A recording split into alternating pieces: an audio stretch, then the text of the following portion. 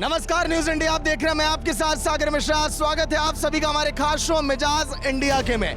आज मिजाज इंडिया में हम लोगों का भापेंगे मूड, क्या कहना है लोगों का पीएफआई को लेकर, क्योंकि देश भर में पीएफआई के ठिकानों पर लगातार छापेमारी जारी है। हाँ, वही पीएफआई जिसका गठन सन 2007 में हुआ। हाँ, वही पीएफआई जिसका कई दंगों में नाम सामने आया। हाँ, वही पीएफआई जो दिल्ली दंगों में, कानपुर दंगों में और कानपुर में हिजाब मामलों में कहा गया कि इसमें पीएफआई कनेक्शन है। लेकिन आखिर पीएफआई के साथ हमारी कई राजनीतिक पार्टियां साथ क्यों खड़ी रही? चाहे हम बात करें ओवैसी साहब की, चाहे हम बात करें कांग्रेस की, क्योंकि कांग्रेस ने भी सन 2013 में कर्नाटक में कई पीएफआई में जो आरोपी थे, आरोप लगे बीजेपी की तरफ से कि उनको छोड़ दिया गया। आखिर ऐसा क्यों? क्योंकि देश के आज 8 राज्यों में पीएफआई के ठिकानों पर छापेमारी, 100 से ज्यादा गिरफ्तारियां। सवाल जवाब अब होगा हमारा कि आखिर पीएफआई से किस पार्टी को लगाव है और इस छापेमारी को लेकर क्या कहते हैं हमारे पॉलिटिकल एक्सपर्ट। अभिषेक जी होंगे कांग्रेस की तरफ से, आलोक वर्ष बीजेपी के नेता होंगे, और आगे हम मुलाकात करेंगे बिलाल खान जो कि पॉलिटिकल एक्सपर्ट हैं। इनकी क्या राय है पीएफआई पर छापेमारी को लेकर, ये भी हम जानेंगे। सबसे पहले बिलाल जी आपके पास आऊंगा। पीएफआई पर लगातार छापेमारी जारी है। लगभग देखिए 100 से ज्यादा ठिकानों पर पहले राउंड में छापेमारी, फिर दूसरे राउंड में भी 8 राज्यों में छापेमारी हो रही है। सही नहीं मानते क्या आप इसको? देखिए, मैं ये कहना चाहूँगा कि हमारे भारत देश को जो भी तोड़ने की बात करेगा, अगर कोई भी संगठन हो, चाहे पीएफआई हो, कोई सा भी संगठन हो, वो बैन होना चाहिए। और इसकी सरकार, आज जो भारतीय जनता पार्टी की सरकार, 8.5 साल हो चुके हैं इस सरकार को। 8.5 साल के अंदर इन लोगों ने सीए पे भी इन लोगों का मामला आया, दिल्ली राइट्स के अंदर इन लोगों का मामला आया, और जो भी असल मामले होते हैं कि देश में आज ये हो रहा है, उसमें इनका नाम आता है पीएफआई का। लेकिन बैन करने का काम किसका? 8.5 साल में बैन करके बाहर फेंकना चाहिए था, लेकिन आपने नहीं किया। आज जो है लोग धड़ पकड़ करके आप जो भी अपने असल मुद्दों से भागने के लिए पीएफआई को जिम्मेदार ठहराते हैं हर मसले पर, तो ये भी नहीं होना चाहिए। अगर जनता रोजगार मानती है तो पीएफआई लेकर आएंगे, अगर जो है एजुकेशन की बात करेंगे तो आप वक्फ बोर्ड का मामला ले आएंगे, 3 तलाक का ले आएंगे, फिर मदरसों को ले आएंगे। जो असल मुद्दे हैं उस पर बात क्यों नहीं करते ये सरकार में बैठे हुए लोग? इनका काम ये है, मैंने शुरू में ही कहा, चाहे वीएचपी हो, पीएफआई हो, जो देश को हमारे तोड़ने की बात करेगा, हिंदू मुस्लिम को तोड़ने की बात करेगा, धर्म से धर्म को लड़ाने की बात करेगा, उसके खिलाफ है हम खुलकर। हम किसका सपोर्ट नहीं करते, लेकिन इस सरकार की जिम्मेदारी है। 8.5 सालों में आप लोग को नहीं याद है कि पीएफआई पर कार्रवाई करनी है? देखिए, जब चोर पकड़ा जाता है तभी चोरी साबित होती है। पीएफआई का जो खुलासा हुआ वो पटना में मोदी जी के रैली के वक्त, उस समय एनआईए ने जब छापा मारा तो ऐसे दस्तावेज हाथ लगे जिससे पता लगा कि ये गजवाए हिंद की तरफ इनकी मंशा है। उसके सूत्र के बाद हमने पूरे हिंदुस्तान में छापे मारकर 106 व्यक्तियों को गिरफ्तार किया, और फिर उसके बाद हम लगातार छापे मार रहे हैं। और एक दिल्ली दंगों के समय भी नाम सामने आया था, तब नहीं याद आई? सूत्र हाथ नहीं लगे थे, लेकिन एक चीज जान लीजिए, कर्नाटक में हिजाब मामलों में नाम सामने आया, तब नहीं आपको सूत्र मिला? सूत्र नहीं मिला था, लेकिन पटना में पूरा सूत्र मिला, पूरे डॉक्यूमेंट्स हाथ लगे।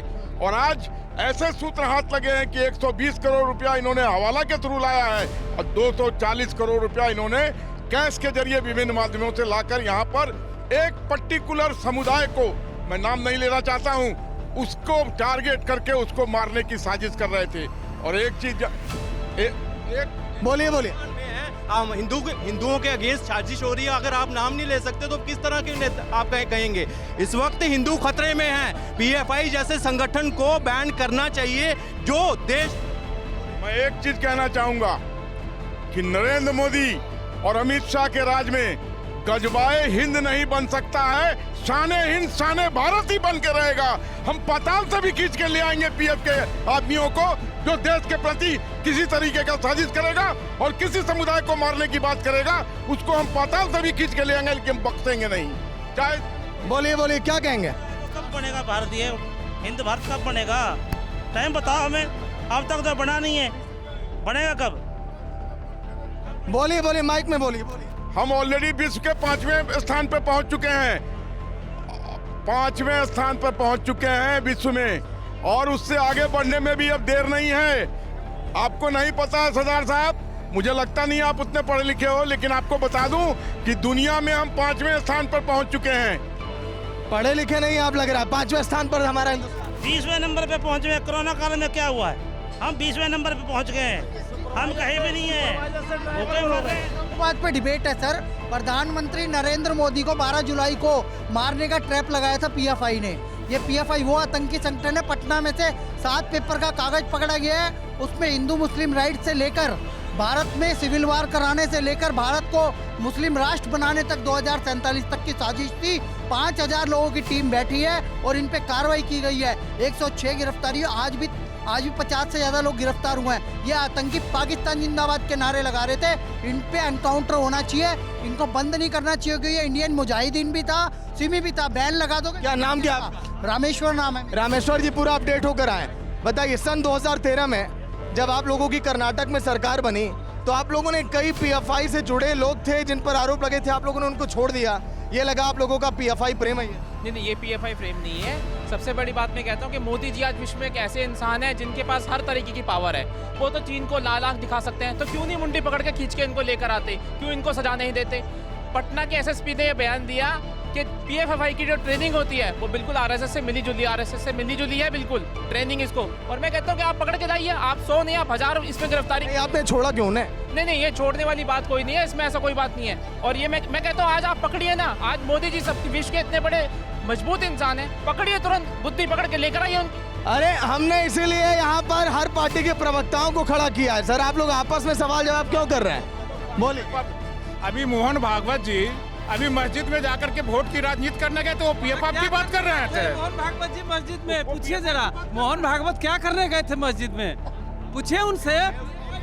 मैं उत्तर देता हूँ। मोहन भागवत जी ये कह रहे हैं एक तरफ इन्हीं के लोग कांग्रेस जोड़ो वो भारत जोड़ो यात्रा कर रहे हैं। एक मिनट, बात सुनिए। अगर ये आरएसएस को क्या बोलते हैं, आतंकवादी संगठन आरएसएस को उसके साथ जोड़ रहे हैं ना, कि उनके दिग्विजय कह रहा है कि आरएसएस जैसे संगठन पर भी बैन होना चाहिए। मगर अगर वो भाईचारे के लिए इनसे मिलता है तो वो वोट बैंक की राजनीति हो जाती है। मैं बताऊं, मोहन भागवत मस्जिद क्यों गए थे?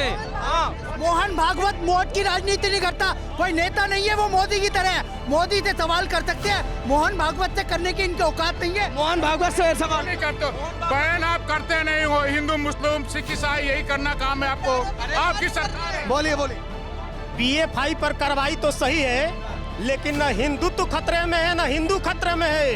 ये सारी अफवाहें हैं, हम लोग भी एक हिंदू हैं। पीएफआई पर कार्रवाई एकदम उचित है, लेकिन न हिंदू खतरे में है न हिंदुत्व खतरे में है। ये बात पूरा हिंदुस्तान खतरे में, पूरा हिंदू कोई खतरा में नहीं है। बस अगर खतरा में तो चलिए, हमारे भाई कह रहे हैं कि ना हिंदू खतरे में है ना मुस्लिम खतरे में है, पूरा हिंदुस्तान ये खतरे में। सही है क्या? देखिए मेरी बात कही है, लाल कैप वाला जो भाई खड़ा है ये कह रहा गोली मार देनी चाहिए पीएफआई में। मैं इससे उसका राष्ट्रपति पूछना चाह रहा हूँ। एक मिनट रुक जा 1 मिनट सुनिए।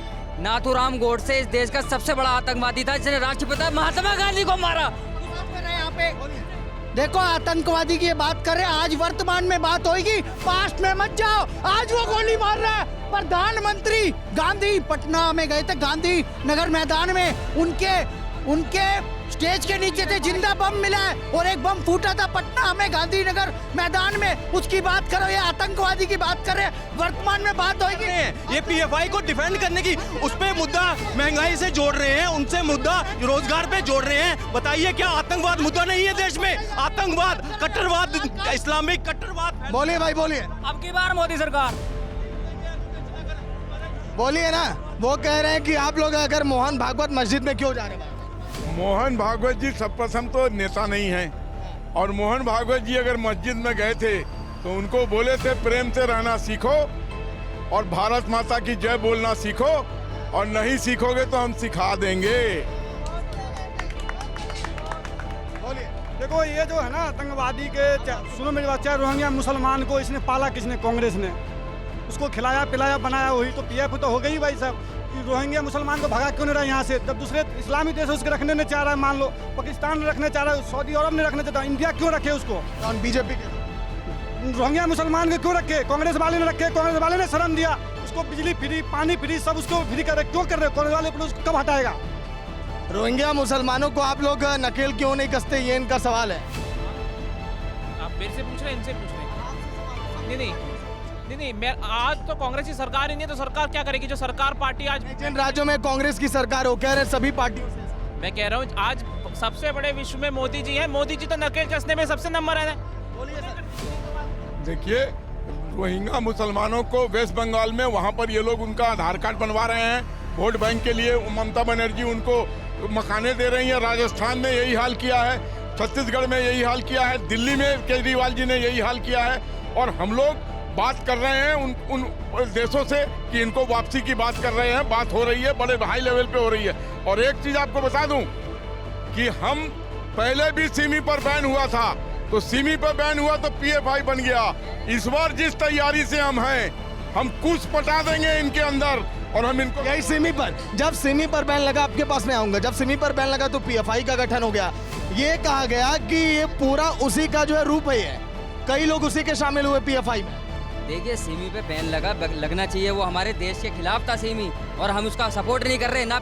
हमने शुरू में कहा आतंकवाद 8.5 साल इस देश में सरकार आतंकवाद खत्म नहीं कर पाई बीजेपी, उससे सवाल नहीं होना चाहिए। अगर हम विपक्ष में हैं या हमारे लोग हैं तो सरकार से सवाल नहीं कर सकते। अगर सवाल कर दिया तो उनके पेट में दर्द हो जाता है।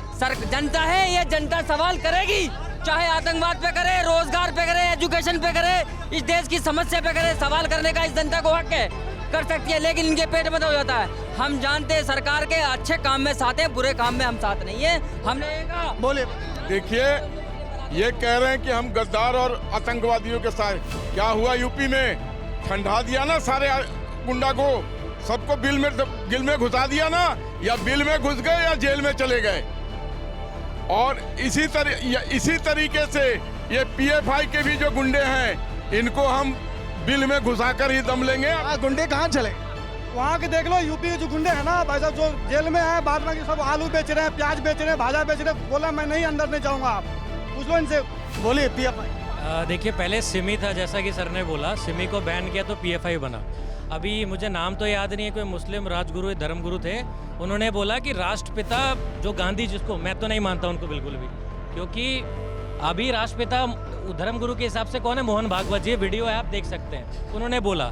और जला कि आपको चाहिए पीएफआई पे बैन, सारे मर्ज की दवा ना हिंदुस्तान में एक आदमी है, नाम मैं आपको बता देता हूँ, श्री योगी आदित्यनाथ जी। वहाँ कर दो, अभी इनके घर की कब्र खोद देंगे 2 मिनट में योगी आदित्यनाथ। अच्छा, सपा के नेता शफीकुर रहमान ये कहते हैं मीडिया के सामने कि अगर पीएफआई पर एक्शन लिया जा रहा है, कार्रवाई की जा रही है, तो ये मुस्लिमों पर ये चोट है। वो ये कहते हैं कि शफीकुर रहमान ये भी बोले कि ये जो मुस्लिमों की आवाज उठाता है पीएफआई संगठन, उसको दबाया जा रहा है। क्या पीएफआई आवाज उठाता है क्या मुस्लिमों की? बिलाल जी, आप तो बखूबी जानते हैं। देखिए, हम इसको मुसलमानों से नहीं जोड़ रहे। कोई भी संगठन, मैंने वीएचपी का नाम लिया, वो भड़काऊ भाषण देते नहीं देते?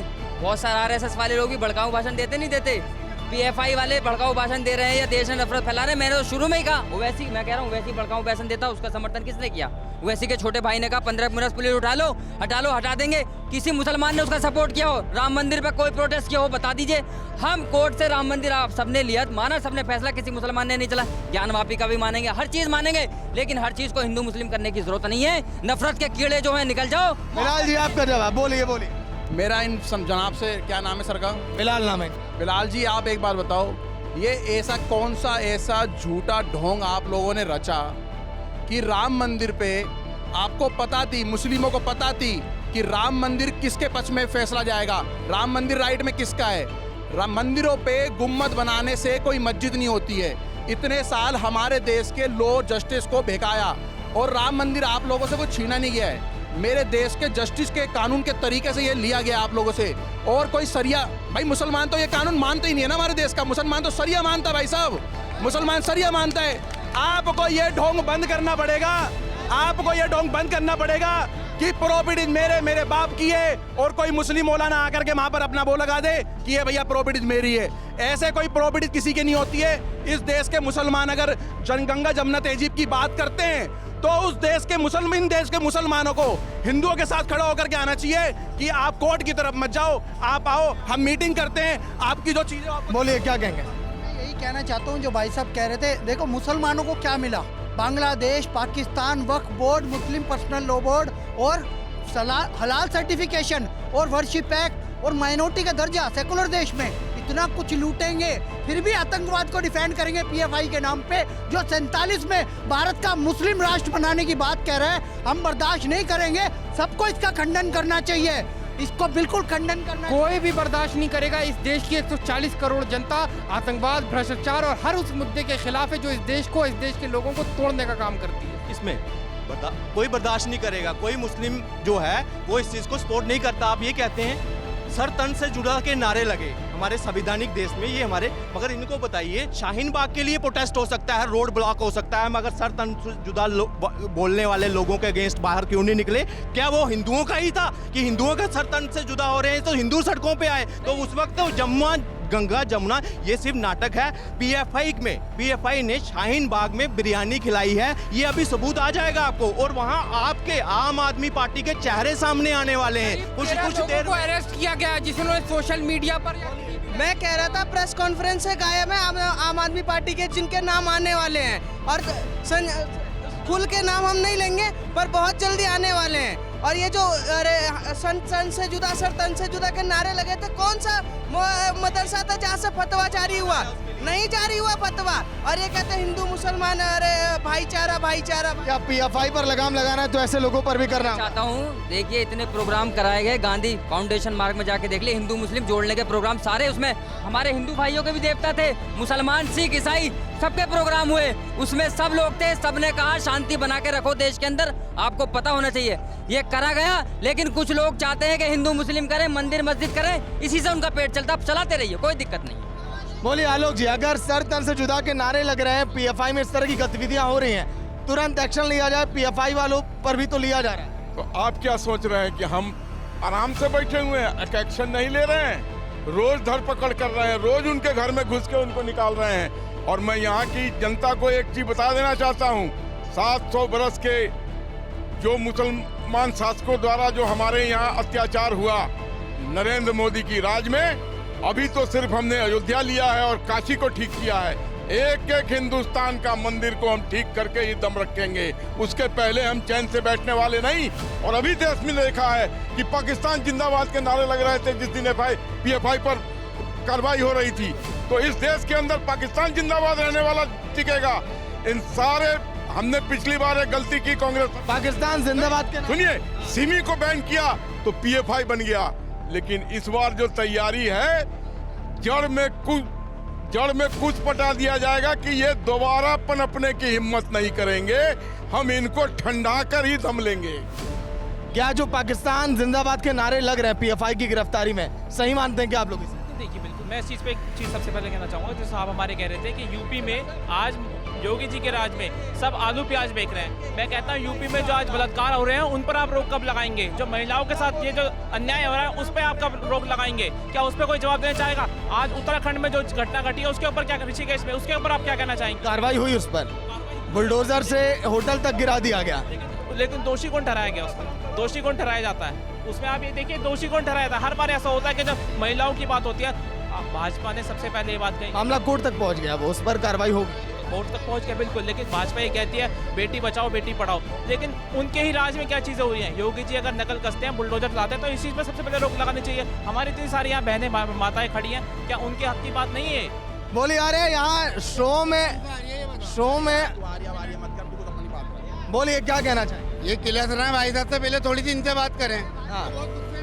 भाई हमारे देश गुस्से में ये नारे लग रहे भाई साहब, भारत तेरे टुकड़े होंगे, ये देख, भारत तेरे टुकड़े होंगे इंशाअल्लाह इंशाअल्लाह, टोपी वाले लगा रहे, ऐसे चलेगा क्या? ऐसे चलेगा क्या? भाई साहब से यतीमा नरसिम्हानंद ने कहा था मुसलमानों के टुकड़े होंगे जब धर्म संसद चला के किसी मुसलमान ने कहा हो तो बताए।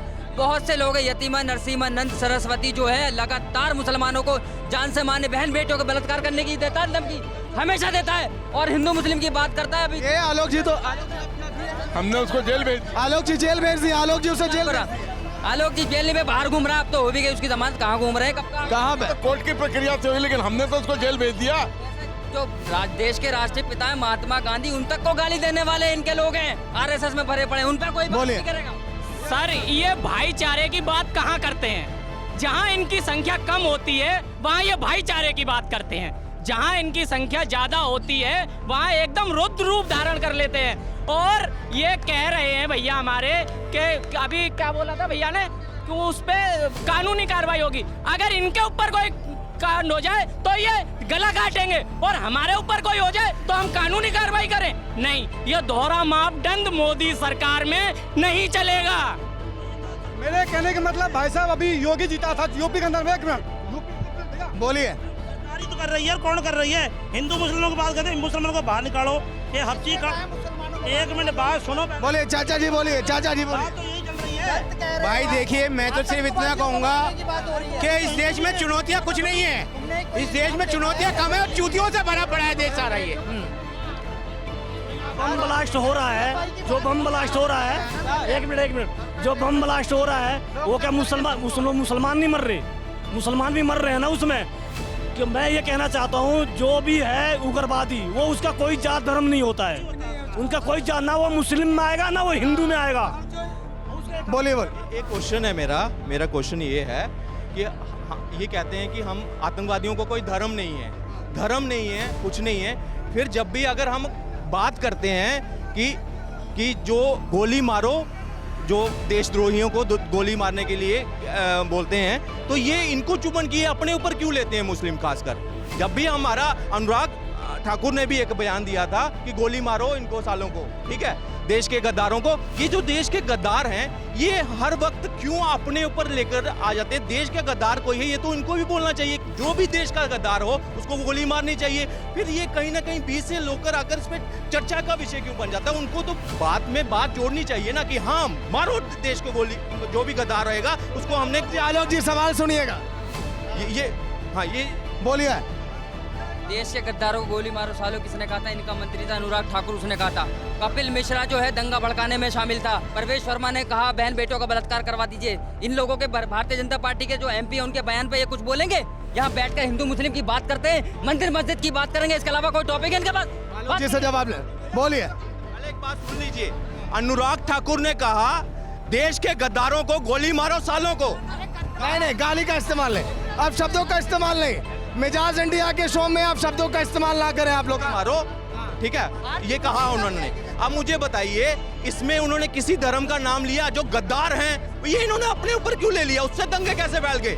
उससे दंगे कैसे फैल सकते हैं? पूछिए इनसे, जो गद्दार लोग कौन हैं, ये इन्होंने अपने ऊपर कैसे ले लिया? भाई बोलिए। PFI पर अगर कार्रवाई हो रही है लगातार, तो ये जायज है कि नहीं? क्योंकि हमारे कई मुस्लिम भाई लोग कह रहे हैं कि ये सही नहीं है। ये बिल्कुल जायज है। अगर वो आपके घर से हो तो आपके ऊपर भी होगी कार्रवाई। अगर कोई आतंकवादी संगठन भारत देश को झुकाने में लगा हुआ है तो उसके ऊपर तो आतंकवादी अभी तो कार्रवाई हो रही है। अगर योगी सरकार होती तो एनकाउंटर होता, सीधा एनकाउंटर। ये मोदी सरकार है भैया। ये सिद्धू मूसेवाला जो मारा गया, उसमें कौन सा मुसलमान था? हिंदू ही थे सारे। जो दीप सिद्धू को मारा गया, उसमें भी कौन सा उसमें मुसलमान आ गया? गैंगवार मारा गया, गैंगवार में सिद्धू मूसेवाला। मुद्दा PFI मुद्दा PFI। आप लोग मुद्दे से भटकिए। जो अभी इन्होंने बोला, एक बहुत ही बड़े सिंगर का नाम लिया इन्होंने, क्यों मारा है उनको पता है? पाजी आपको पता नहीं होगा, वो खालिस्तानी समर्थक था, SFJ खालिस्तानी समर्थक। नहीं, फिलहाल इसकी चर्चा की इजाजत हम नहीं देते। ये लोग कह रहे हैं कि योगी जो होते तो त्वरित कार्रवाई हो जाती, उसी तरह एक्शन लिया जाए तो सही रहेगा PFI। देखिए, ये देश की जनता की मांग है कि योगी जी को प्रधानमंत्री के रूप में देखना चाहते हैं, लेकिन अभी कोई वैकेंसी नहीं है। आने वाला वक्त और हमारा पार्टी तय करेगा। अगर मोदी जी के बाद अगर कोई आना है तो अगर मोदी जी की योगी जी की मांग होगी तो उनको लाया जाएगा, लेकिन अभी कोई फिलहाल। अभिषेक जी, PFI पर जो कार्रवाई हो रही है जो बीजेपी की तरफ से, क्या आपको लग रहा है कि ये सही है, इसी तरह से होना चाहिए? जो आतंकी गतिविधियां उस पर लगाम लग सकती हैं? नहीं, लगाम लगाइए, बिल्कुल कहता हूँ मैं, लगाम लगाइए, लेकिन आप धरपकड़ कीजिए ना, तुरंत इस चीज को जड़ से खत्म कीजिए। मैं इसके समर्थन में हूँ कि आप इसे करिए। ये बिल्कुल चीज होनी चाहिए, जायज चीज है, और इस पर मांग, मैं खुद कहता हूँ कि इस पर रोक लगनी चाहिए। आप इन पर कार्रवाई करो, इनको रोक लगाओ, बिल्कुल होनी चाहिए इस पर। बोले भाई जी, अरे शो बोलिए, कैमरे में बोलिए। क्या शाहरुख खान ने मरवाया है? अब मैं तुम्हें बताऊं, रुको, अब मैं तुम्हें बता रहा हूँ। मैं सारी रिपोर्ट पक्की है इसकी कि कैसे मरा कैसे नहीं मरा। अब मेरे को पता है, जब वो स्टेज पे आया था ना, तो सलमान खान से अवार्ड के लिए आया था, तो सलमान खान को वो चाचा बोलता था कि चाचा। किसकी बात? आप किसकी बात? हाँ, सुशांत की बात कर रहे हैं हम। PFI पर बात कर रहे हैं। PFI पर नहीं, सुशांत की बात नहीं, PFI पर एक्शन को लेकर बात कर रहे हैं। इसकी इजाजत हम नहीं देते। कहाँ पर है बिश्नोई को? कौन हीरो बना रहा? 100 पुलिस वाले घूमते हैं उसके साथ में, 100 पुलिस वाले होते हैं उसके साथ में। गोली मार दो, आतंक खत्म। आप PFI आतंकवाद और भ्रष्टाचार पे बात करो, सब सही आप बात करो, लेकिन थोड़ा सा किसान नौजवान पे भी बात करो। उस पे किसान नौजवानों पर जिस दिन हमारा एपिसोड होता है हम करते हैं। बोलिए, PFI पर कार्रवाई को लेकर क्या देश में आतंकी गतिविधियां आप उस पर सहमत है?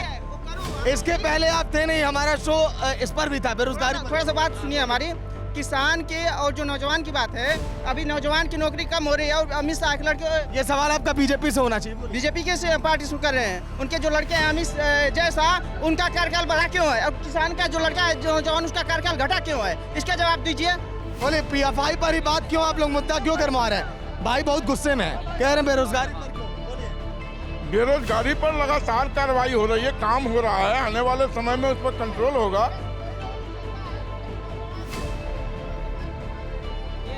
इससे पहले भाई साहब को परिवार में सब कलेक्टर में नौकरी था। भाई साहब कांग्रेस ने सबको कलेक्टर बना दिया था, लेकिन बीजेपी की सरकार ने सबको नौकरी छीनने से बेरोजगार घूम गया। कहावत में क्या, भैंस को तालाब में अच्छा लगता है, उसको स्विमिंग पूल में ले जाओ अच्छा नहीं लगेगा। वही हाल वो भाई साहब को है, जो भैंस को स्विमिंग पूल में क्या फायदा, बताओ। सुविधा पूरा चाहिए, मेट्रो चाहिए, सुविधा चाहिए, पूरा चाहिए। एक मिनट, हाँ इन लोगों को एक मिनट भाई साहब ने बोलिए। देखिए भाई साहब, जो ये लोग कह रहे हैं कि भाजपा सरकार में नौकरियां नहीं मिली, तो दिल्ली में, राजस्थान में, छत्तीसगढ़ में कहाँ नौकरियां मिली हैं? एक भी नौकरी नहीं मिली है भाई साहब। और ये लोग भाजपा सरकार पे PFI पे कार्रवाई होनी चाहिए, पूरे देश में PFI को बैन होना चाहिए। और PFI को का भारत में कोई जगह नहीं है, क्योंकि ये हिंदुस्तान है और हिंदुस्तान में आतंकवादी गतिविधियों का जो भी संगठन है उनको तुरंत बैन होना चाहिए। PFI का भारत में कोई मतलब नहीं है, इसको तुरंत बैन कर देना चाहिए। और भाजपा सबको सर आपने पूरा सबके भाषण सुने, इनको जो है ना मुसलमान पता है कैसा चाहिए, APJ अब्दुल कलाम जैसा, और खुद बनते हैं गोडसे की औलाद, खुद गोडसे की औलाद बनते हैं, गांधी को गोली मारने वाले बनते हैं ये लोग। भैया जब योगी जीता था तो मिठाई बांटा एक मुसलमान ने, खुशी के मारे, उसको अच्छा लगा। सुनो मेरी बात भैया, एक मिनट भाई साहब, भैया देखो। बोलिए, जो लगातार PFI पर एक्शन लिया जा रहा है, जो कार्रवाइयां हो रही हैं, आप एक अधिवक्ता के तौर पर इस कार्रवाई का कैसे आप देखते हैं, आपका नजरिया क्या है? एक ही बात कहूंगा, देश में देश की बात होनी चाहिए। अगर कोई भी ऑर्गेनाइजेशन गलत काम करती है तो कानून है, जुडिशियरी है, उस पर हमें विश्वास करना चाहिए। और मुद्दों की बात हो, ना राम मंदिर की बात हो, ना मस्जिद की बात हो, रोजगार की बात हो, ये युवाएं जो सड़कों पे आज भटक रहे हैं, जहां इन्हें पैसा कमाना था, नौकरी। रुकिए, मेरी बात सुनिए।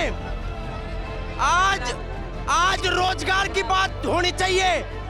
ना ही हिंदू बुरा है, ना ही मुसलमान बुरा है। जो बुराई पे उतर आए वो इंसान बुरा है। हमें एक होके चलना चाहिए साथियों। तो मेरी राय ये है। देखिए, मैं आपको बताना चाहूँगा, PFI सिमी से कुछ बैन से कुछ नहीं होगा, आपको इनको जड़ से ख़त्म करना होगा। जब तक आप इनके में योगी जी से डर नहीं बैठाएंगे तब तक ये चलता रहेगा। अभी PFI बैन होगा, कल को कोई नया फ्रंट खड़ा हो जाएगा, आपको जड़ से इनको खत्म करना। तो चलिए, देश भर में लगातार PFI पर सफाई जारी है। ये सफाई की राउंड 2 थी आज के दिन, और PFI के 8 राज्यों में 100 से ज्यादा ठिकानों पर छापेमारी। देश के 23 राज्यों में फैली PFI इस समय जो लगातार सिमटती चली जा रही है, लेकिन देश के कई राज्यों में जब दंगे हुए तो PFI का नाम सामने आया। इस कार्रवाई को कई मुस्लिम नेताओं ने गलत तो ठहराया, लेकिन आज देश के युवा और यहाँ के लोग कह रहे हैं कि PFI पर, इन आतंकी गतिविधियों पर लगाम लगनी जरूरी है। कैमरामैन शिव के साथ सागर मिश्रा, न्यूज़ इंडिया।